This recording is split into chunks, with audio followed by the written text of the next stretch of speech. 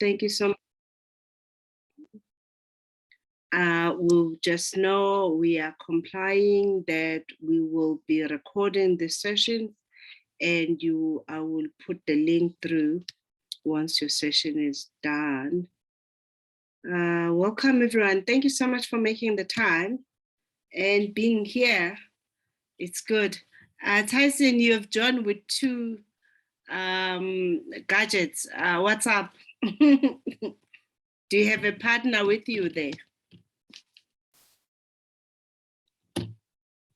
Okay. Anyway, let's catch up, guys. We have an agenda for today. You've joined with two devices. Because I don't want to miss anything. It's my cell phone and my laptop. That's funny. Trust no, me. it's no. We usually use Teams within the company, so Zoom always struggles. So I started logging in with my phone because my phone is always quicker. And then I logged on using a laptop, and then I've got my earphone and whatever, but I'll disconnect the phone. No, it's fine. It's fine. They will pick it up anyway when they're doing the stuff. It's not a problem. Yeah. Thank you so much. Good. So the agenda for today, I'm going to ask you guys, each of you, to check in and just share what has been your experience, which areas you are doing well in, which areas you're not doing so well, which areas you need help. And then while you guys are listening from your colleagues, you update your notes with their notes. And I will also share my notes. And we're going to go through also the assignment. We'll talk about templates that you're going to need to use. And we'll also talk about the checklist that you're going to use to manage your compliance. So I'm going to start with you, Tyson. Please go ahead and share what has been your experience. Let's check in. How are you doing? Thank you, Sissy. Can you hear me? Yes, we can hear you. Thank you. Okay. Yeah, Tennyson Mutupi. I'm an ex-retail banker. I spent a lot of my time in banking originally, but also in financial services. So already that led me, or that makes me to be one of those number type of people. 2017, I went into a business where we are manufacturing steel roof trusses. We have a factory that's based in Carltonville. As I indicated earlier on, when lockdown came, we were impacted quite a lot, predominantly because of both the work that we're doing, but also the steel prices that started increasing. Our business was modeled around a GP margin of about 30%, which was obviously what we used to take care of our operating expenses. And the steel prices from June 2020, which is when we moved to level 3, to today, have gone up by over 94%. I think by this month, if it goes up, it would be close to about 100%. Effectively, what that has done was to kill our whole GP margin, which means it has actually killed our profit. But because we have a long-term contract with one of our main customers, as business, as directors, we are taking a decision to continue running the operation, albeit at a loss. We are reconfiguring how do we do it, purely for the sake of our employees, where we continue to pay our employees that minimum that they pay. As directors, the 3 directors, we are unfortunately not benefiting from the business at the moment. And that's why, as part of my introduction, at some point, I said I'm also venturing into other businesses personally, that is construction and development. So as I've been working and also running this business, I've also been a property player where I've dabbled in property more around the flip market where I buy, renovate, and sell. I said last year, as things went bad, we've taken a decision likely to pursue that on a full-time basis.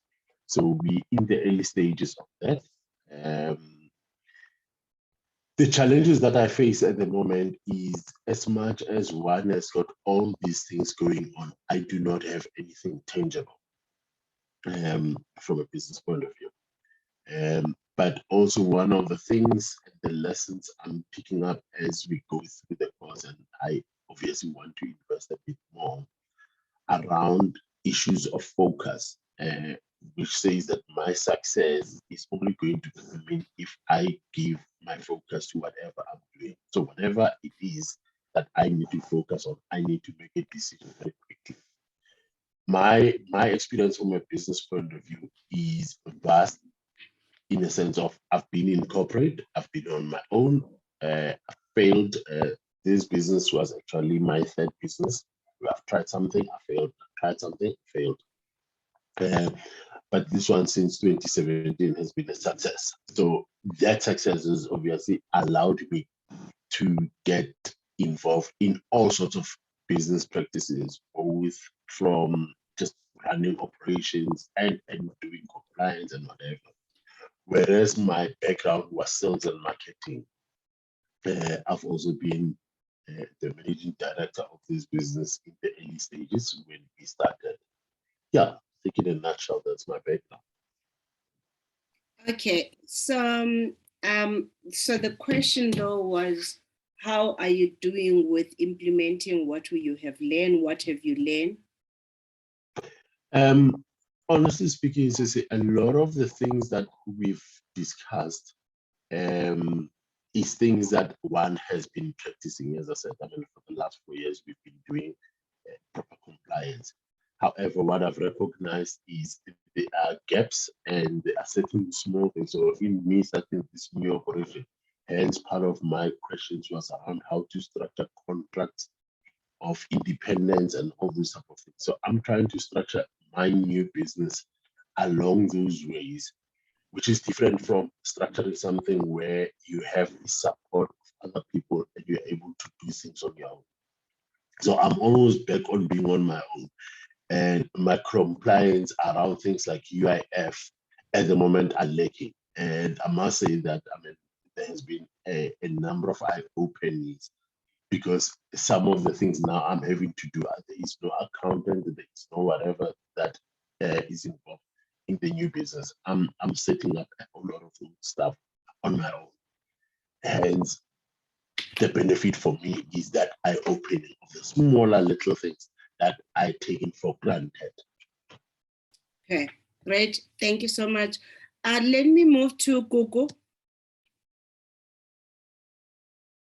Hello, yes. Hi. Good morning. Hi there. Morning. Good morning. I can hear you now. Google, the question was, what have you learned? What can you share? What are you working on? Which areas are you struggling in? What happened, I only managed to attend only the first session, and then we had a death in the family. Then I had to go home in KZN. I only came back last night. So I've missed the other session that was that took place last week. Hence, I'm in this group discussion. What I'm doing, I'm making the heads, the fancy heads, the Durban July, Inanda, the polo heads, those fancy heads. So I'm very small because I'm working alone. So the future is I want to grow this business. I see myself having a factory where I manufacture these heads. So whoever who comes to South Africa, they don't have to bring the heads from the UK, because it's what we believe in, that the best heads are from the UK. I want to be in the same level with the UK milliners. And I want to have the boutiques. For starters in Gauteng, if I can have 2-3 boutiques, and then I'll go to KZN, move to Limpopo and all that. But my plan, the long-term plan, is to have boutiques, at least to 6 provinces, if not all the provinces, just to specialize with heads, all the colors, all the designs and everything. And also this year, my strategy is to invade the boutiques, to go to the boutiques to check what colors do they have, and then I'll make the hats based on what they have. And then I need to have a contract or sort of like an agreement with the boutique owner to say, you can buy the hats from me, and when they sell their outfits, a client or a customer can just walk in, you get your shoes, your bag, your outfit, and the hat in one, like as a one-stop shop. Koko, Yes. you have not answered the question. The question is, from you are saying you have not had time. Have you at least gone through some reading material, which is module Yes. 4, 5, and Yeah. 6?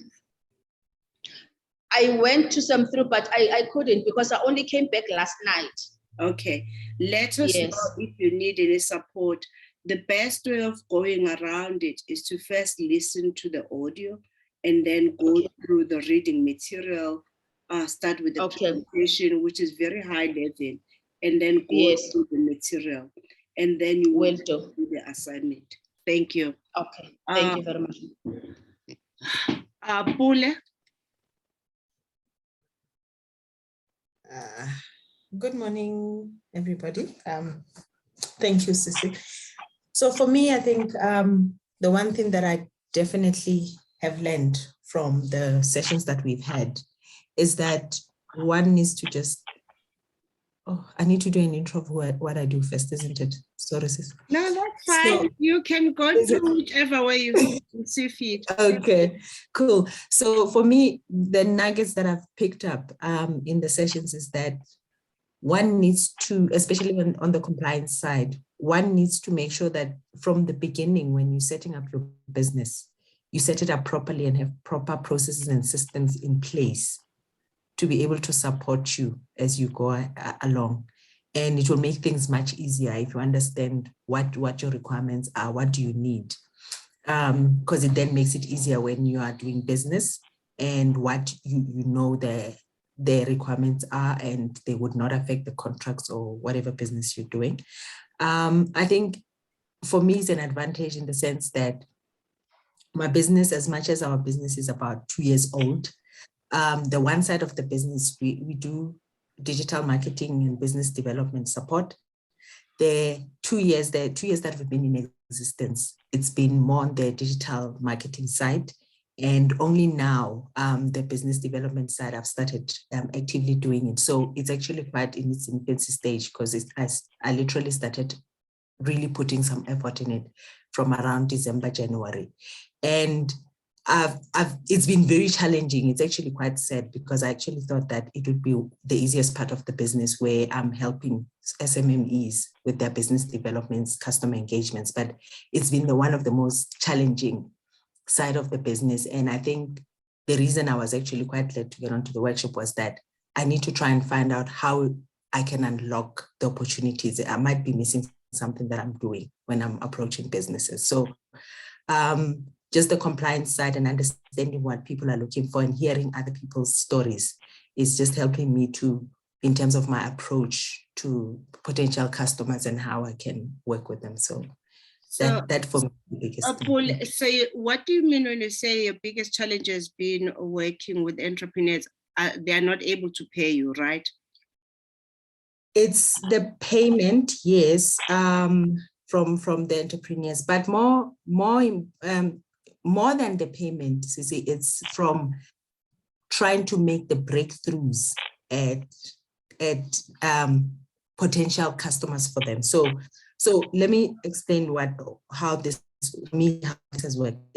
I've realized that a lot of SMMEs are good at what they do. So let's say they're good in the construction or production side or whatever, but there always seems to be that lack of the customer engagement that we find in corporate. I mean, if you go into corporate, you always find an account manager who engages with the customer at a different level, not at an operational level, ensuring that targets are met, ensuring that the customer is happy, and understanding what the customer actually requires. So you need to understand what is it that the customer needs, what's the customer need, not what you want to sell to the customer.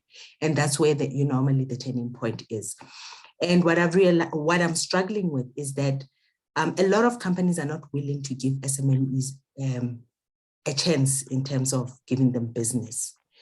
And I'm just trying to find a way of unlocking that to say, yes, this SMME has not done business with you. They're still young, they're still developing. How do we bring them on board onto your business development programs, supply development programs, and give them a chance to also grow and learn as an SMME business? Okay, I think the problem that you are trying to solve is, first of all, you are not going to get an attraction on it because you are targeting the customer engagement, not customer acquisition. Okay. The biggest challenge entrepreneurs are facing, you're right, is getting their foot on the door. So, which talks then to customer acquisition. Okay. I think keeping the customer then becomes better later as they're building. So my suggestion will be rather focus on what is the biggest pain point to the target market that you're looking at. And then make sure that how you have designed your product, you are paid based on results. Yes. And also make sure if you are creating assets, you charge based on the assets created. So have a different models. Be paid on result, be paid on delivery of specific assets. Okay, so in this case, it would be intangible assets. Yes. Am I understanding? It would be the intangible. Yes. Such could be things relating to maybe social media posts that you had created. And that is assets, that is intangible assets. It could be, but you could also measure this, the impact of it. But the reason why I wanted to have different pricing model is because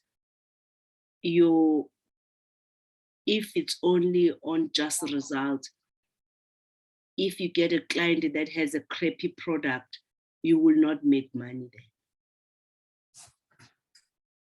Do you understand? So you wanna make an assessment each time when you acquire the client, if they're gonna have both models or one of the either. But it's safer to have both. It's also safer mainly to charge based on the results, but also charge based on the assets that you have designed and developed for the client.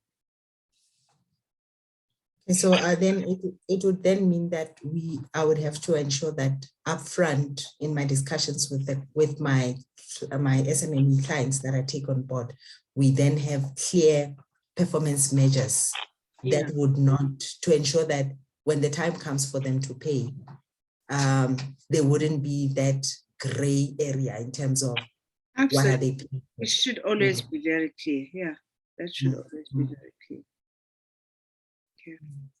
Okay. Now I hear you when you say that I must take it from a different angle in terms of customer acquisition and not necessarily customer engagement. Okay, that's an interesting one. Okay, Tuli. Thank you. Sure. Hi, good morning, everyone. Thank you very much for the opportunity. So as a way of intro, I run a platform for beauty services. So we're connecting beauty service providers and suppliers with consumers.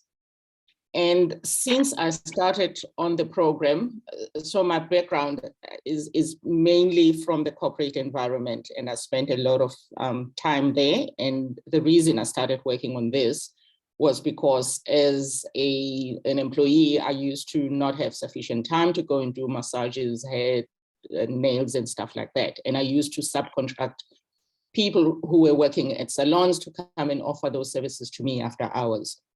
And because I was mainly in the tech space, I then saw an opportunity to develop an app that will then connect the service providers with customers so that they can book for appointments at their convenient location. So it could be at home, or it could be at a hotel or a different environment.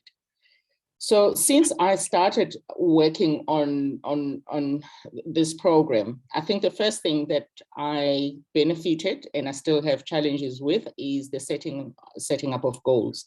So it's the SMART goals and sticking to them, because there is a lot of things that are happening and a lot of moving targets in the business. And coming from corporate, I know that there used to be departments for finance, departments for HR and stuff like that. And I find myself doing all of the above. And the goals then is the goals that will be aligned to the planning, so that whatever I do, I know that it has to answer to something. And I enjoyed that the module of just talking about setting those SMART goals, because that's what is giving direction. What I am working on now is the second part with the compliance, because compliance also is another issue, because, you know, unless you understand it, the way you explained it, it was really at a high level, because as much as I don't have staff members, I had them just before COVID, but it's also just understanding what is it that you are accountable to and what SARS works like. I enjoyed that topic, because for my own personal filing for SARS, I used to ask somebody else to do it. And that was my husband. But then when I started working on the business, he then refused. And he said, for the business, I also don't run a business, so I wouldn't know how to help you. And it forced me then to try and understand the other elements. And that is what I really enjoyed, because what I've just done also since last week is I've went and I deregistered myself from other companies that had offered me to be the director of those companies. And I didn't see any value. And also from a compliance point of view, you know, when you start interrogating that and saying, am I doing the right thing? Is this what I'm supposed to be doing? So I've gone and put in like resignations, and I'm just waiting for the process from SIPS to deregister me from those companies. But it's also one other thing that you explained, because I always knew that there's VAT registration, and I never knew who registers for VAT and at what point in time. So there was also value for me just to understand the tax implications and how certain things work. And one of my challenges is to work with ESD departments in companies, because I'm seeing an opportunity of them using our services, but it's not something that exists where I can go to them and say similar to this. So I need to create that, that environment within the corporate environments. But I mean, unless I understand how procurement teams work and how scorecards works for BEA and things like that, it was a challenge, because then it also comes back to the pricing and saying, how do you then start pricing for those services? So that's it from my side. Thank you so much, Tony. I've made notes of the things that you have raised. I will touch on some of them, but definitely we are gonna have a separate session where we're setting up the goals and then move to planning. So we'll set up the goals and then we'll go to strategic planning. And in that process also, we're gonna then also work out the key performance indicators. But I also— You are a star. Yes, no, because it's that accountability that I need. I need to account to somebody on the goals that I've set and saying, thank you. So then once you have done that, you're now gonna be having a one-pager, which you can share with whoever that is your coach or your mentor. Wonderful, thank you very much. You on quarterly basis or monthly basis to track the progress. And that would be very useful, Thuli. And then we will also, today, I will cover how you should be thinking about structuring your activities and your priorities. Okay, let me just make a note to remind me if maybe I skip that too fast. No, I will definitely, because that's exactly what I'm looking for. Because like I said, that I need to have a structure, and I understand that there's a lot of things that are, like I said, a lot of moving parts, but then I also need to have the accountability partner, so that then I know I have a structure, and then I know I follow up, and I need to track it from time to time. Thank you. Great, thank you, Sis. Katlego. Katlego.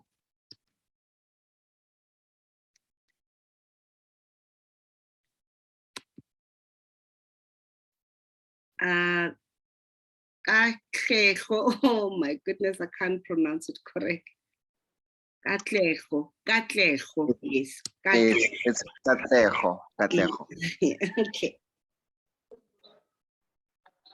Please share what have you learned, which areas you're struggling with, what are you implementing? Oh, okay. Basically, what I've learned is that compliance is key in every business, and that if you sort that out, then it's easier for the business to move forward to the next step. So currently now, what I've learned from the past session was that the pay as you earn and the tax, how to always file on time on the monthly basis to make sure that you are in good standing with the relevant authorities. So yeah. So I've seen the mistakes that I've made, because what I've done, I was updating on the Labor Department website on the UIF, and also again updating on the SARS side, of which it was double admin. If only I had focused on the SARS side, where I just pay the pays and the UIF, then I don't think I'll have to do it on the labor side. So, yeah. So, but it's a learning curve. It's too much admin doing slowly, but with what I've been learning, I've structured an organogram so that I can just offload some of the work on people that I've been trying to get into the company. So yeah, it's a learning curve though. That is good. We remember that Katlego, you gotta have to start somewhere.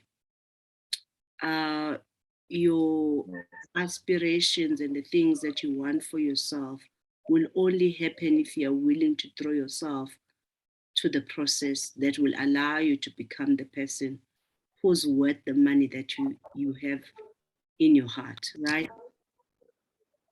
So we have two Katlego. We have Katlego Pule. Hi. Hi, everyone. I'm sorry I'm so late. That's fine. We're just catching in and catching up. How are you doing? What has been happening on your side? Are you managing with the material? Is it easier to understand? Are you implementing? So far, it's been easier. Actually, it's been a lot of help, because when the program started, I had only registered my business. I actually registered a business last year when I was unemployed. But then I didn't do any trading. I didn't do anything with the business. And only this year I started implementing a lot of stuff. And I was a bit behind with some compliance stuff. And I've been since joining the program, at least I know what's expected and I know what I should do. I've actually started consulting with some people to help me with the compliance stuff so I can get my business up to date with compliance and submissions, and to make sure just that I don't fall behind with what I need to do in cases of tax and CITC submissions. So yeah, I'm very grateful for that. Great, thank you so much. Okay, are there any areas that you're struggling with right now? The one thing that I've been struggling with is marketing my product and getting a place to sell it. But I'm still trying because I live in a small town and it's so difficult to get a place. I wanted to set up a store for my products because I'm selling organic hair products.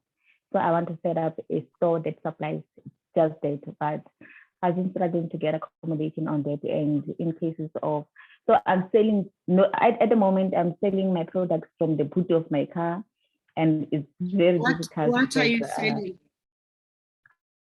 I'm selling organic hair products like oils, your shea butter, your shampoo, but they are all organic. What is your strategy in distribution? What's your distribution strategy? Currently, I advertise my products on WhatsApp. On my WhatsApp, I sell through friends and Facebook. I courier for those who are far from me, and mostly I deliver to those who are near me, because I don't have a store where people can go and get the product. So it's a bit of a challenge for me, and it's a bit expensive. Okay. Because of the petrol price and. I think you gotta need to have a clear strategy. What is your distribution strategy, and also who you're selling to. The more you have a clarity on that, it's gonna be easier to execute. I think right now you're just doing what is possible. You are not necessarily planning and having a clear structure on how to distribute your product. We will discuss in more detail on when we're discussing the goals and also the strategic planning. Hi, Namvuyo, how are you?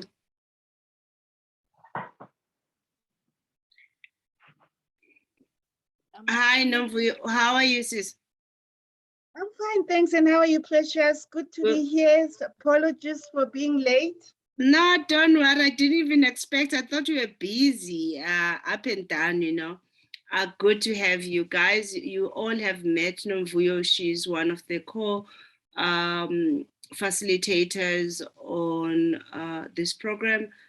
She will also add any notes that you guys maybe might have missed or what we are discussing today. So great.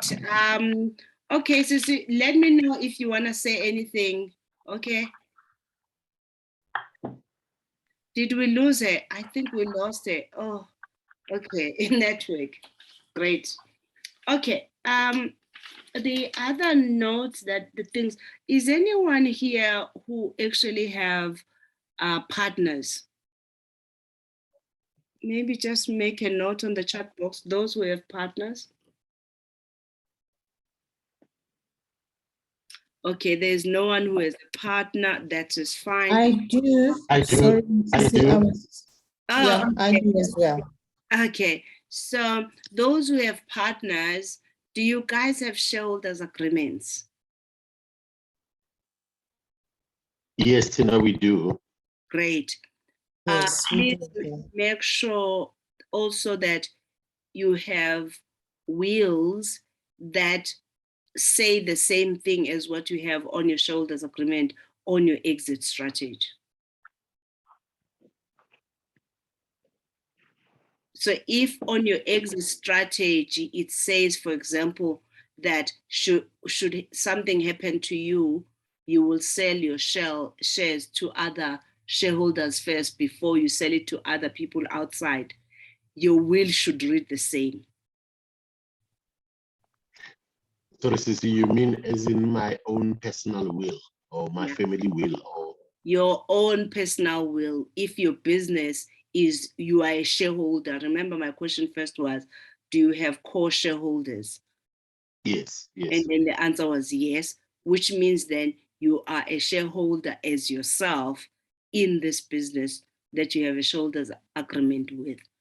And I am saying that capacity of you being an investor in that business, make sure the wording of your exit strategy, i.e. agreeing that something should happen to you, you will sell the shares first to the current shareholders, should also be what is written on your will. When you are signing up on a will, make sure you read the terms and conditions. Pay attention, especially to institutions or lawyers that are gonna say they will do a free will for you. The most of those terms and conditions, they do a free will, but that they then appoint themselves as an administrator for you as executor. So be careful about that. Also, make sure on your will you appoint an estate executor who is independent, not someone who's also a beneficiary of your assets. Where you do have spouses or partners, try to appoint someone who represents both sides of the family. Okay. And keep a copy of your will with your partner in the business, plus also with your personal person, so that it's a well-known will. Now, when you do have the shareholders, that is a great thing, but then also make sure that you have directors' agreements in terms of performance, so that we all contribute based on the value that you are bringing in. So there must be an employment contract between the directors. And then we are going to discuss the assignment. How did you guys find the assignment? Would you like me to go through it?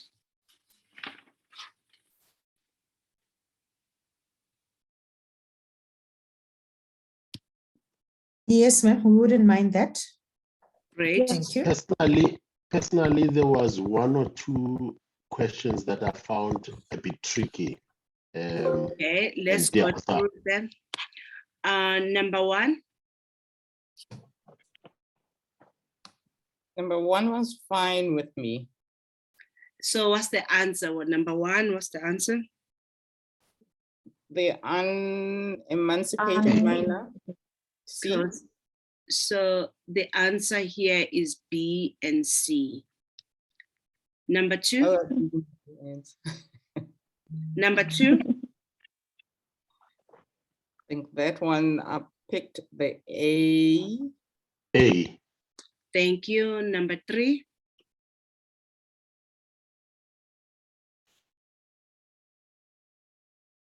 B. Yeah, B. Great. Number four. This is the one that I chose B, but I also have a different interpretation of it.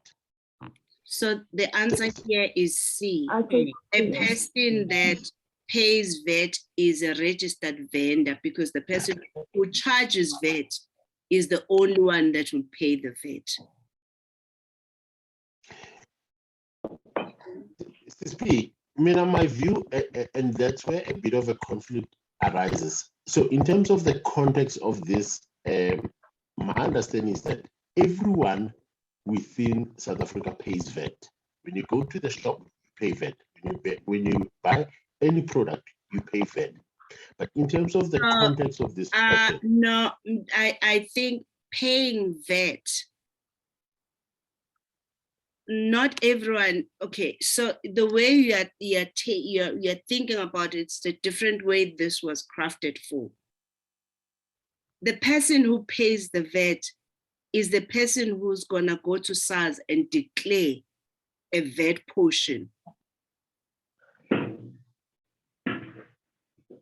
A person who pays the VAT is a person who's gonna complete a tax return and declare a VAT portion. Obviously, So right? I agree. The question then should have been which companies pay VAT? No, it can't be. It doesn't have to be a business.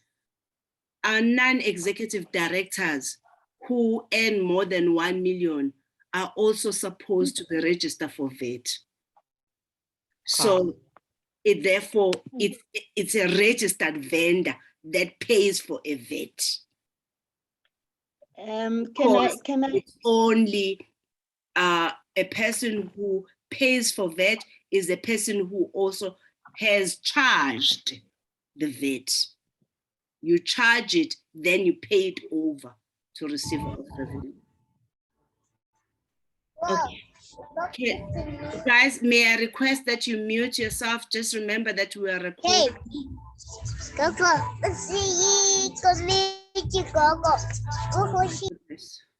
Okay.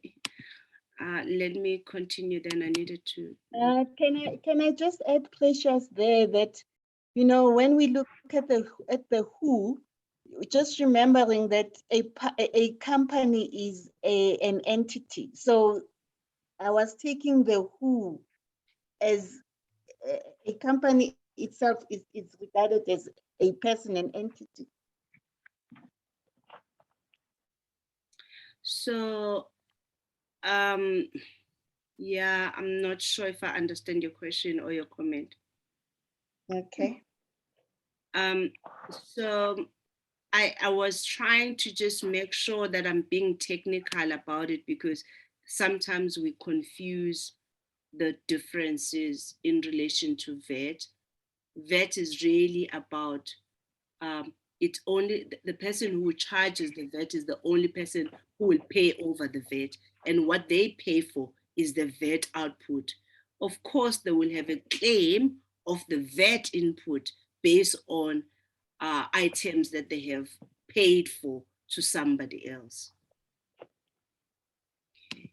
Number 5. B.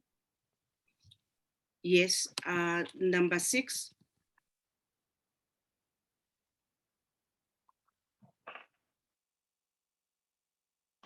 A. Great. Number 7. That one got me confused because domestic workers, it depends on the number of hours that they work per month. And that one threw me off completely because I couldn't just go and have a blanket statement that says domestic workers, but then also contract workers, it also depends on the number of hours. So the answer here is C. It says who is excluded. Who is excluded? B. Legislation is B. Yeah, the legislation is specific. B is excluded. Number 8. C. Great. Number 9. A. Great. Number 10. I think it was C. A. I think I chose A. I chose C. Guys, we are guessing now. Item 14. What is? I think it's C because it will be valid for a year from the time you receive. Yes, it's annually. It's only IRP 6 that will be biannually. Okay. No, I was just using, I think, because I was thinking what I chose, but I had basic information for that. Yeah. Okay, number 11.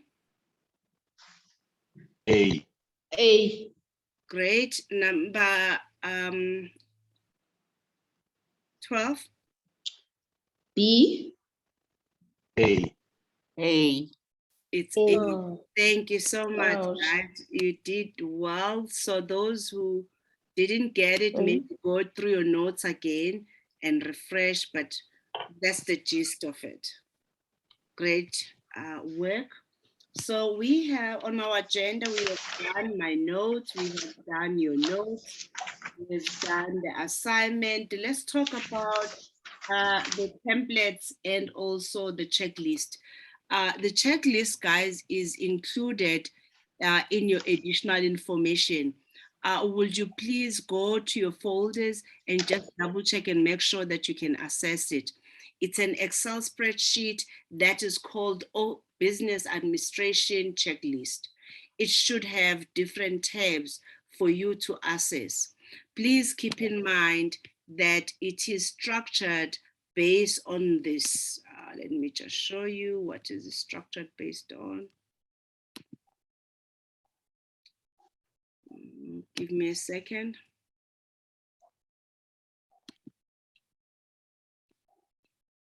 Okay.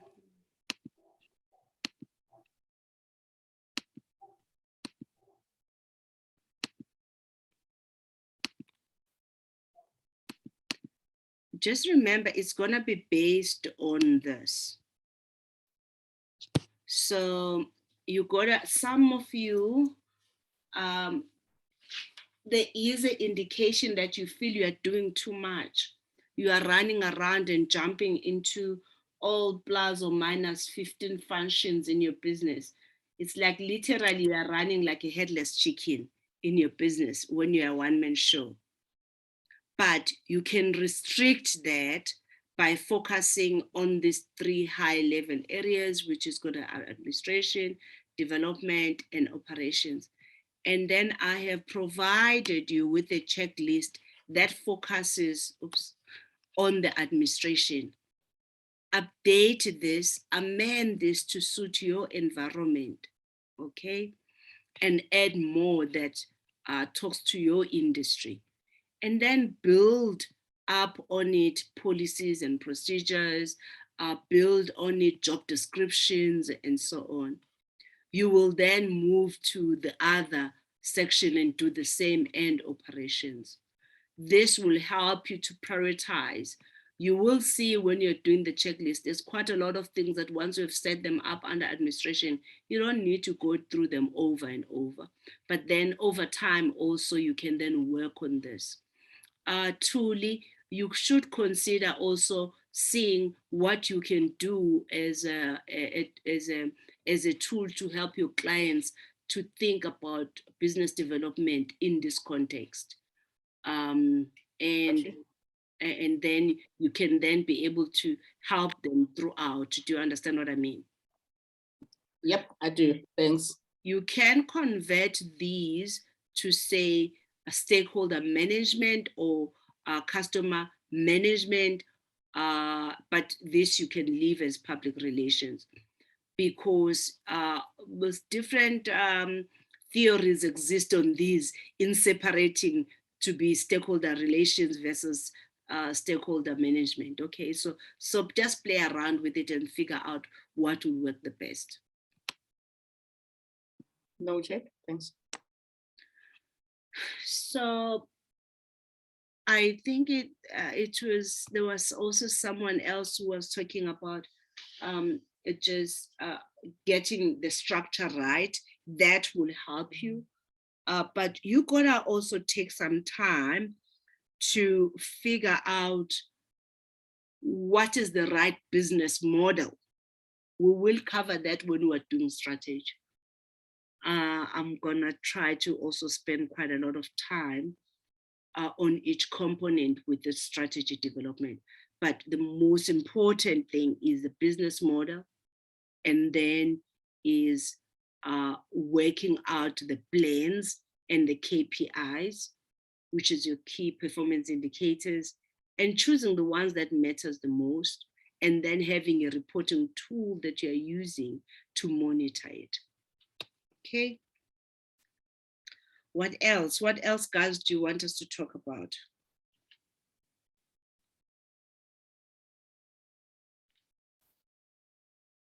So this group, you guys have not shared much that is like in terms of what are the challenges or areas that you're struggling with.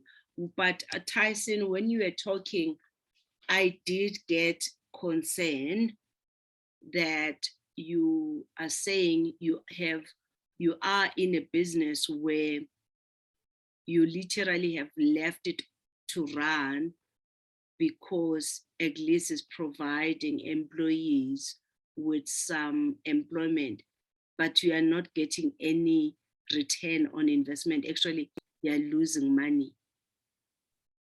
I think that is concerning to me. It is a concern to myself, to us as a team. But I think the view at this stage is that this is a phase, and the phase will pass. So what our BS monitoring side is Tyson, has been is it obviously possible? Is it possible for you when you're speaking, discuss one point of discussion and stop so that it allows me to come in? okay. So okay. We're trying at the moment to grow the business. So sales and marketing is our focus, to grow and get other customers so that we can increase the revenue outside the main customer. Okay.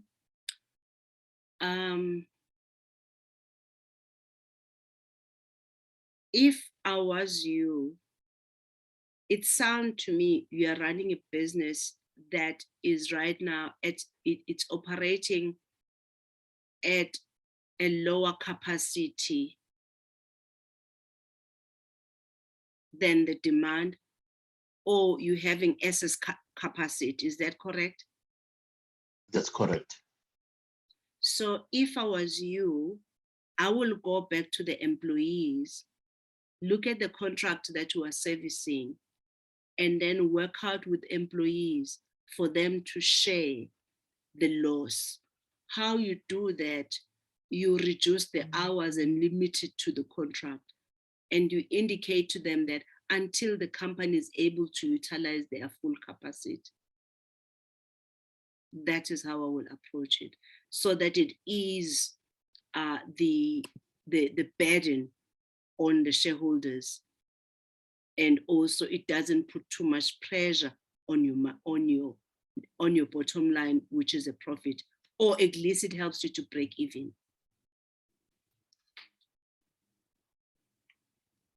So let me make an example, Tyson, for you. If, for example, maybe I have Transnet contract, and then Transnet contract is only able to take 3 hours for 2 of my employees, I will work out with my employees that they will only work only those 3 hours.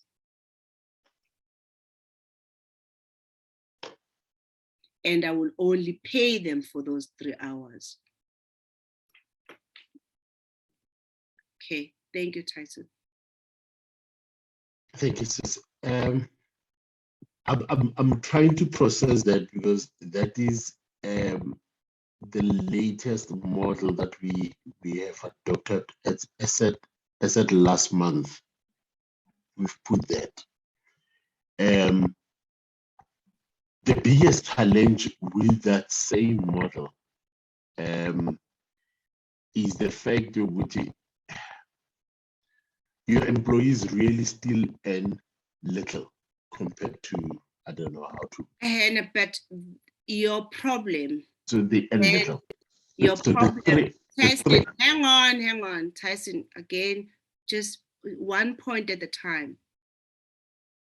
Your responsibility, yes, you have a responsibility to the employee, but to the extent that you are able to break even. If they earn little, these hours, the rate per hour is low, I expect you to pay based on what your industry norm is. You should pay according to what your industry norms is. Okay. And if you don't know what is your industry norm, contact HR specialist in your industry to give you. We do know. These, they will do a grading system. They will provide you with guidelines. Pay people according to what your industry norm is, not according to your emotions. Yeah, I think. Truth be told, sorry. Truth be told, at this stage, I think there's a lot of emotions involved in that, with regard to that part of the business. But ingakho ngikutshela nje Tyson is because I can sense it. And ingakho ngikutshela ngithi you having way too much emotions on it.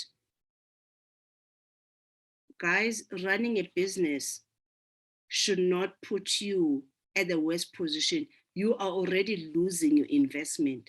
Now, every month, as you are carrying employees, you'll be losing money.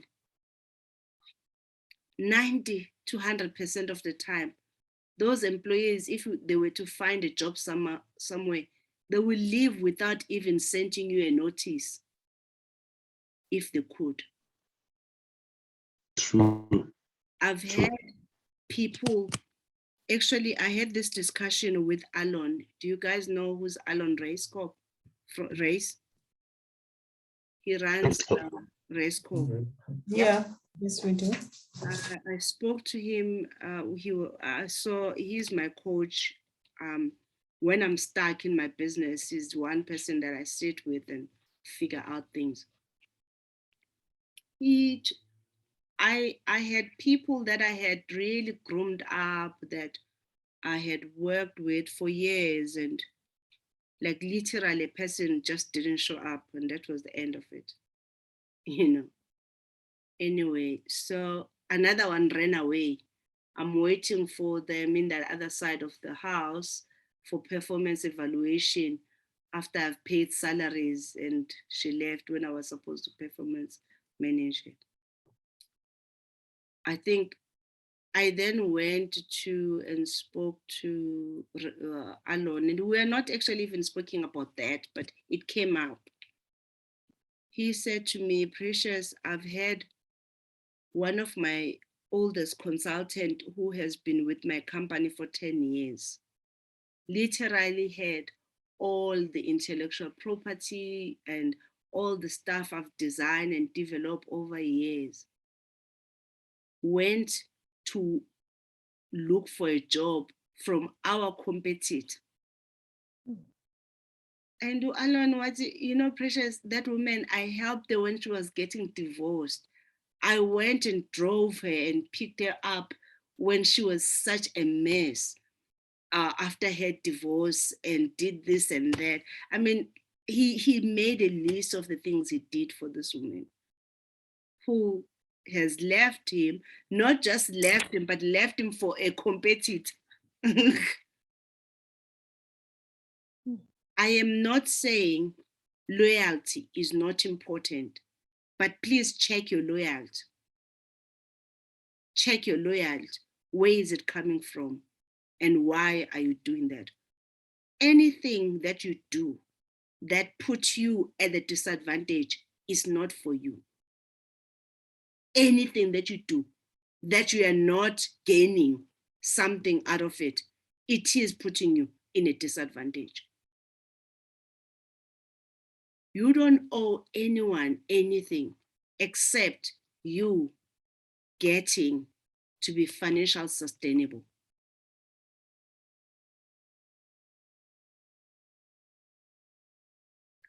You are not a social enterprise. You are not running a business for non-profit. It is a business. Behave like it's a business. Check your emotions consistently when you make decisions. You also really have to ask yourself, are you a businessman or not? Because if then you can't be a businessman or a woman, a businesswoman, you can't make the right decisions. Then don't put yourself in positions where you're going to take decisions that are not in the best interest of the company.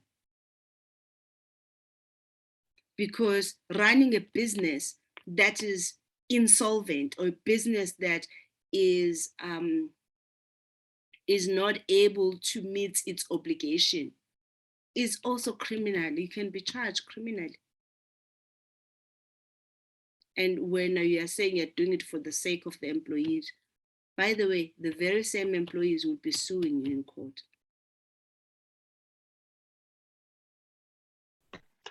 I hear you, sis. I hear you. So go back and check exactly where those emotional attachments are coming from and why, and check and really check who are they designed to protect. And if they are not there to protect the interests of the company, then you should remove yourself from those decisions because you are not ready to make those decisions. Okay, I also just wanted to talk about, some of you have gone through the material, but we are a robber as you are going through it. We are not really engaging with the material to see what actions, what can I do to improve? What else can I do to make sure that this problem is never an issue in my business? Guys, you're gonna need to take everything you do serious, no matter how small it is.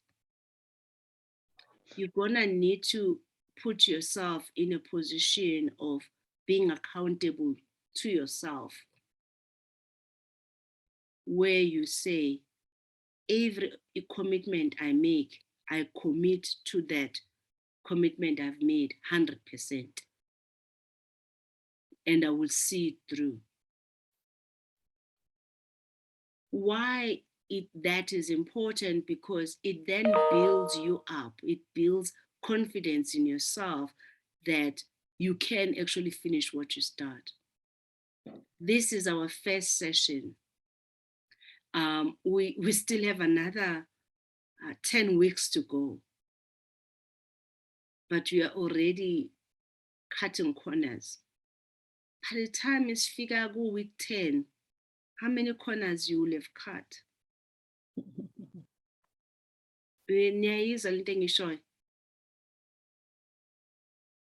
It just really look at it and apply yourself. And if you are not sure, come back to me and say, Precious, I didn't understand this. Please assist me. And then I will go back to it and make sure that you understand it, but also make sure that you implement it. Nothing is easy in life, but things that are difficult, that are really difficult, are the things that are too easy to do. The things that are difficult are the things that are too easy to do. And sometimes it's too easy not to wake up at the specific time that you had promised yourself to do what you had promised yourself to do. Be 100% accountable to yourself on the commitments and the action. Let your word be the law. Let your word be the law. Building yourself with that integrity will also make sure people can actually rely on you. Some of you are saying, I don't have clients, I don't have this, I'm unable to do this. But they don't see that they are the product of their own doing. They are the result of their own doing. They are in that situation because they contributed to that. And you hear people blaming the government, ANC, Uzuma, Ramaphosa, the whole list, except you. take 100% responsibility for your life and the results you've got, and see how you contribute to the success and the failure of where you are. And realize that as long as the sun keeps on coming up every day, you have an opportunity to be better. And you should be sleeping, having reflected, what is it that I did well? What is it that I didn't do well? That daily reflection is almost like a checklist that you should be using. Okay, maybe I could have done better there. Or maybe I could have done better. Okay, what tools do I have that are going to help me tomorrow to do it differently? And if your life is not changing, it has nothing to do with the environment, it has to do with you. You are unable to unlearn what is not working. You are not being truthful to yourself, what is not working. Holding on to what is not working is more beneficiary to you at the moment. And that is why maybe you can't attain the dream. Maybe that is why you can't reach the goals. So guys, just stop cutting the corners. 100% all the time. Just do your 100% in everything you touch, in everything you do. Because you see, guys, when you have done 100%, even if you fail with a pure heart. I mean, you fail with a smile on your face, which says, I did it. I did it. You know, I did it. And I failed badly on it, but I'm happy because I did it the best way I can. You see, when you do it and you're cutting corners, when you fail, you're like, oh, well.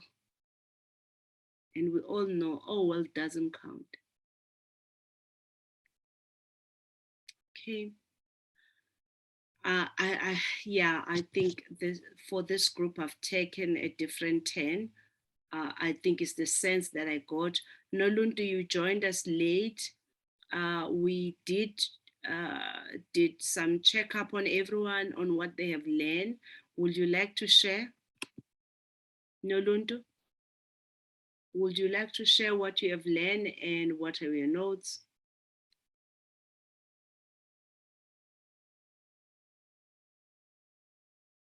I'm actually struggling with the network. That's why I joined up late. Okay, I can hear also there's noise behind you. No problem. Maybe just type on the chat box. I will mute you. Okay. Okay, thank you. Katleko says, I hear you loud and clear. I'm going to better going forward. Great. No, I do have a sense it's not just you alone. I think 50-60% of people here have been cutting corners, but it's okay. We're at the beginning, we're gonna work out. So maybe also, Katleko, is to set up a specific time that you are committing to do on daily basis. And set up this time and work through it. And I mean, you should do the work and say, no matter what, I will fulfill my obligations. And I'm saying that, I'm putting just an example. 2 weeks ago when we launched this program, I was literally on the bed. I couldn't even talk, like literally. I dragged myself for that 2 hours.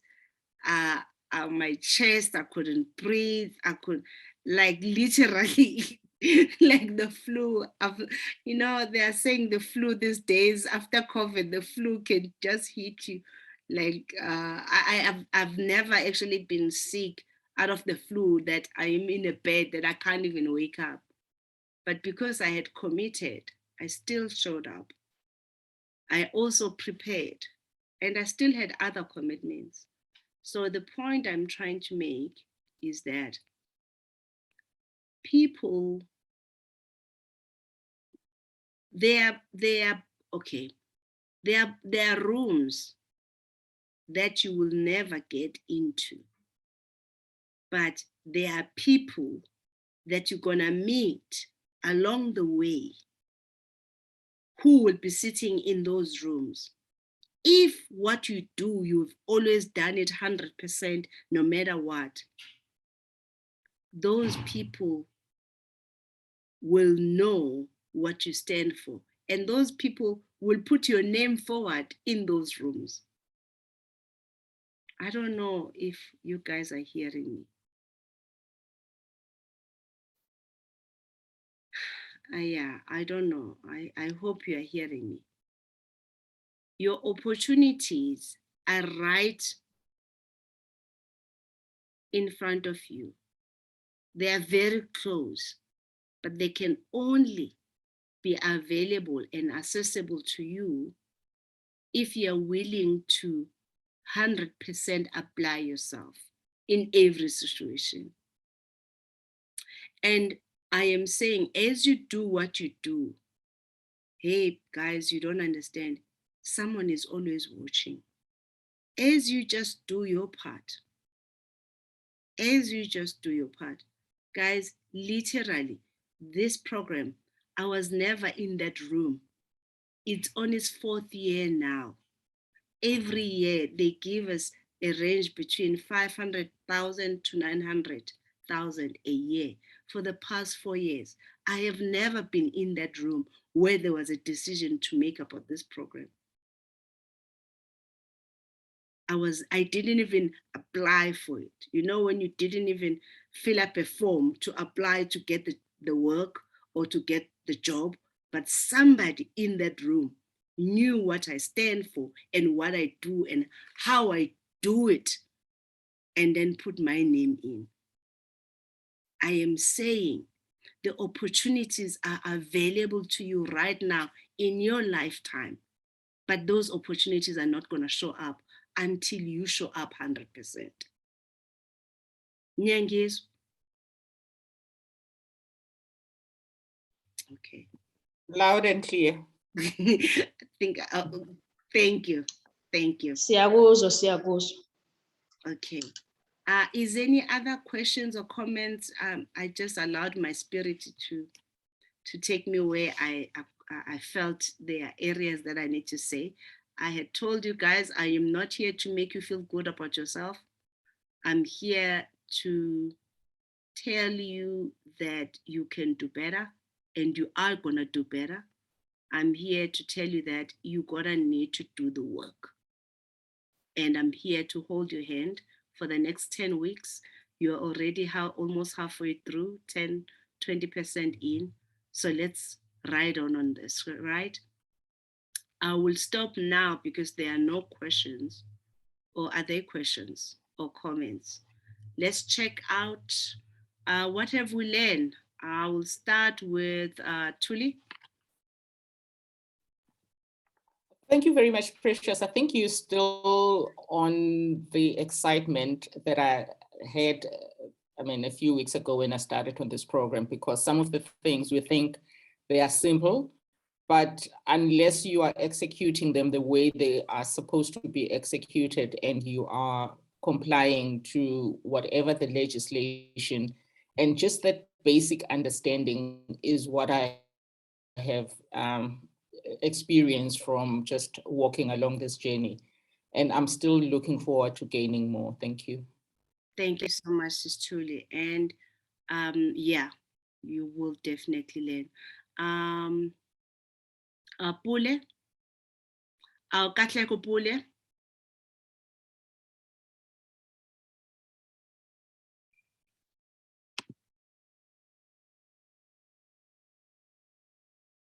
Katleko ma ka sone. Checking out, what did you learn? What are you gonna implement?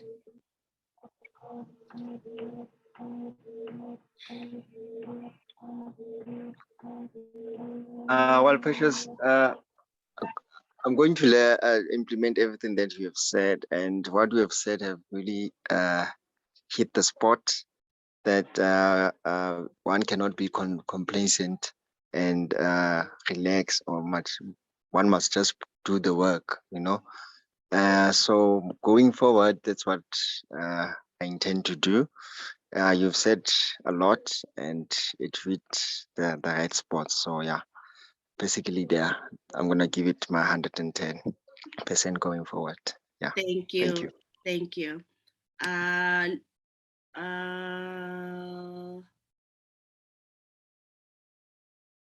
Moipone, Pule. Thank you, Susie. For me, I think the one thing from this session is the commitment side part of it.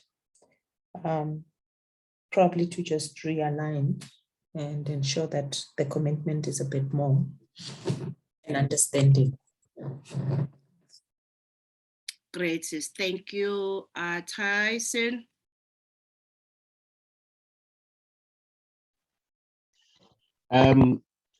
I normally preach to people what I call positive selfishness. Unfortunately, I do not apply to myself. In a sense that myself and my family are at the crossroad, but whilst other people are going on with their lives, I haven't put myself first.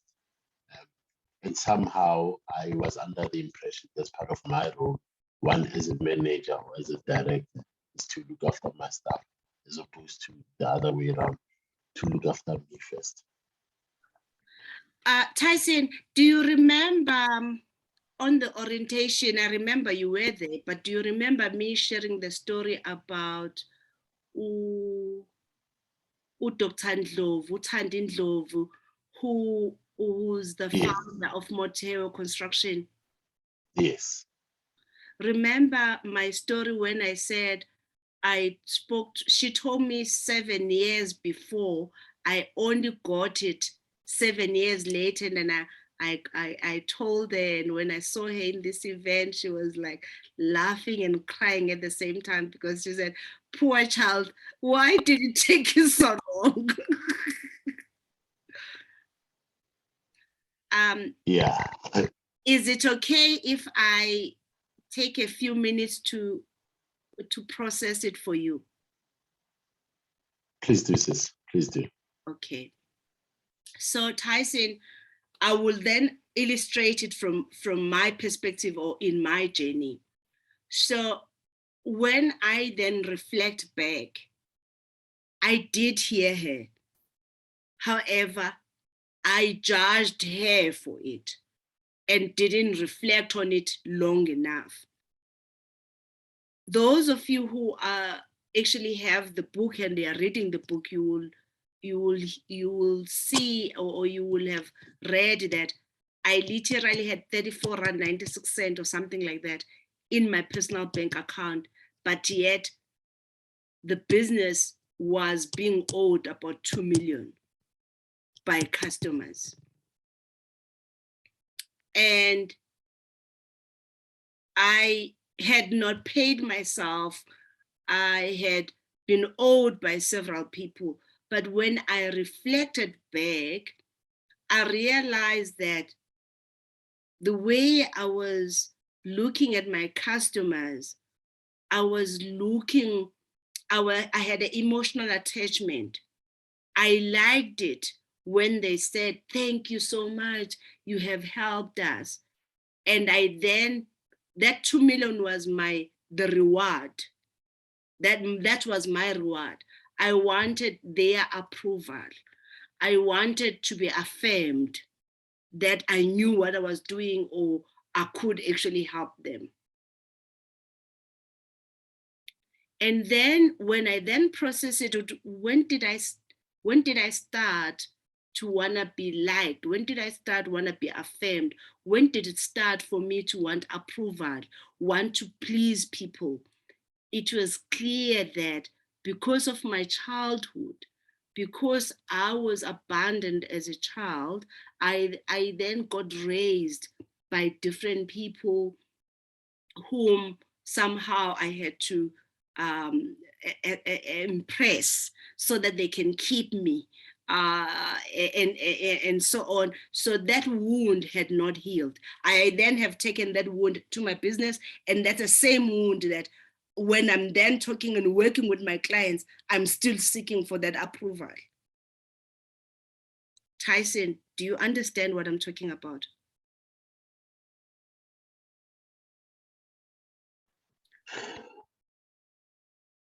Yeah, I am processing everything. Okay. I then also I need to realized, ask myself a number of questions also. yes. So what I'm saying, Tyson, it is not about the employees. It is not about this situation. It's about you going to the mirror and researching and looking and going deeper and deeper. Okay, this is the situation. When did it start? What happened? How did I respond? Or what was I supposed to, how was I supposed to respond? But I also picked up that I also have a firstborn syndrome, where you're supposed to be cleaning other people's mess. You're supposed to be a co-parent as a Black child when you're a firstborn. And no wonder I've been cleaning other people's messes. No. So there was a whole lot of things, but all that boiled down to understanding that how we act, how we respond to things, it is based on how we were raised. It is based on how we have survived to this point. But how we have survived to this point is not going to help us to make the millions we're supposed to be making. It's only going to get us to where we are now, how we have survived so far. But to make the millions that we want to make and to be the business people that we want to be, we're gonna need to change certain things. And for us to change certain things, we're gonna really reflect and be transparent and be honest about what is happening. As much as I think Oprah also had a similar issue, and that helped me a lot because I do look up to her on saying, I had it. She usually says that I had a disease. I had a disease to please people. So, it ended up being a disease. And I do somehow also do see it sometimes with some friends that I have where I do more than what I should be doing. And the last few days, I've been reminded of that again, that maybe I'm going more than what I should be going for. So it is important for us as people, as individuals, to reflect on our actions and ask whether this action that I'm taking, is it putting me in a negative or in the positive? If it's putting me in a negative, what is the benefit that I'm getting? Of course, want to be liked, want to be approved of as a child was important for me because I grew up thinking maybe they didn't love me enough or I was not good enough and so on. But that served me as a child. I can't be making the same decision as an adult because it's indication that then I have not grown out of it.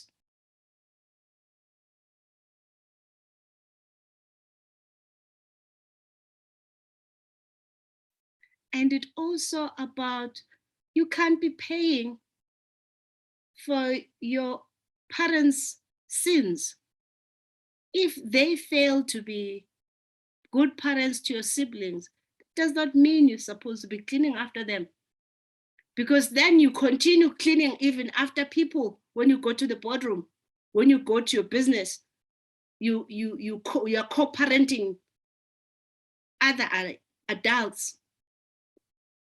But I also realized in that process, my self-worth was because I needed to have that, then my self-esteem was also low, my self-confidence was, but also my self-worth, how I value myself. You see, when you undercharge yourself, when you you do not pay what you are worth to yourself, you also go to the market feeling as though you are not worth the money you are looking for, because you are undercharging yourself. That is why I said to you guys, you have to pay yourself a salary. If that business is not paying you what you're worth, it's not worth doing. If you're not getting dividends, you're not getting a salary, why the heck are you still waking up? It's not worth doing. Anything that's put you on a negative, it is not worth doing. So what I am saying to you, go back to the drawing board and ask yourself, currently what I'm doing in my business, is it worth the money and the skills and the experience I have? Am I contributing the same way if I was working for someone? So, because that's another thing. Sometimes, because you guys are both directors and shareholders, you have no accountability and you get away with murder, right? Because you don't have accountability, you then are literally just cruising. Kanti if you are being employed by umlungu, kama wenza sure ukuthi ngo-8 o'clock you are there. But lana, when you are starting a session, ufika ngo-10 past, ngo-30 minutes later, 15 minutes later. Hey, and you think the universe is not watching. You gotta need to treat yourself the same way you have treated yourself if you were working for umlungu. And treat your business the same. If kukuthi emsebenzini wakho in your business, you're starting at 8 o'clock, start exactly at 8 o'clock every day and do the work the same way you will have done it, as though boguna someone who's watching you and supervising you and making sure stuff is done right, because you have nobody looking after you at this point. And everything that you do, guess what? It's planting the seed. So as you're doing these things, it's planting the seed. As you're doing these things, it's planting the seed. And you will see 3-4 years down the line, your business will have grown, tripled, grown. The business is not growing because you are not growing, because you are not making different decisions.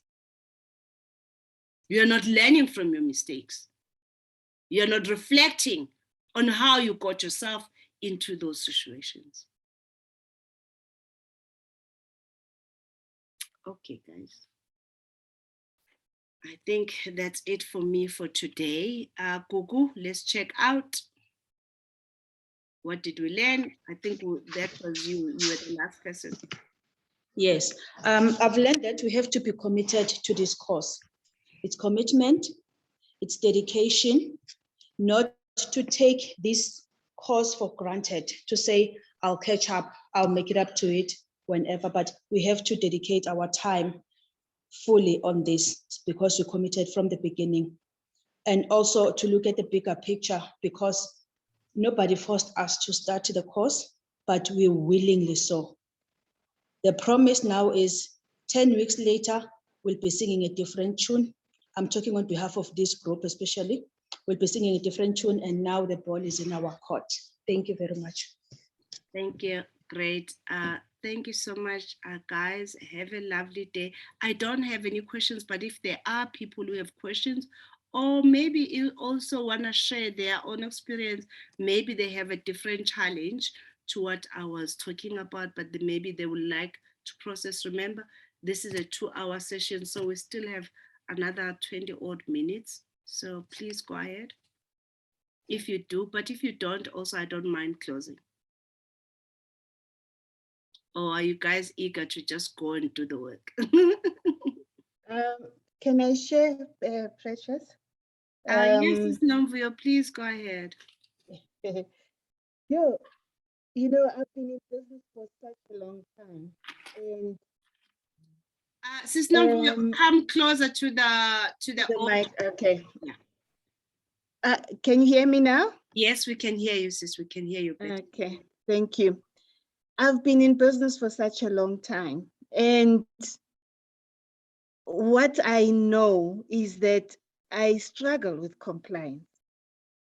I would get it right, maybe 2 years, 3 years, and then something happens, then I'm off track again, you know, and then it's a problem, and all the cost of it. And then I'll get it right again, and then I struggle again, you know, get off track again. It's been like that on and off and on and off for me. And through this course, I've decided, you know, that it's enough now, you know, because it is about consistency, you know. I get very attracted to new things. And, you know, when there's something new, then I want to leave whatever I was consistent with. So that's my biggest lesson so far, you know, that remain consistent, because it's not that I don't know what and how, it's just, you know, that I stray from my path. So my suggestion for you, there is a checklist that we have shared with you. So pay attention then to that, and then use Outlook to set reminders for you. Years ago, I had an app, but I ended up not continuing using it because then people still did not know what the app was. So that used to integrate to your calendar. So so set it up on as a task, but also once a week, just put an hour aside and say it's my admin time.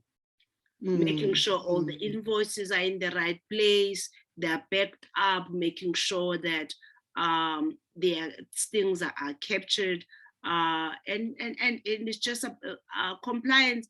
It is a lot, but when you do it piecemeal over time, it's fine. That checklist will help. Thank you. Thanks, Precious. Thank you very much. Anyone else? Okay, guys, we're all good. Okay, great. Thank you so much. Have a lovely day. God bless you guys. I think just allow yourself to really, you know, I generally say it doesn't matter what I'm trying to do. I have to be physically and emotionally present in all what I do. And I think if you do that, you invest both your emotions and your mind and your time. And in other instances, calm yourself down also.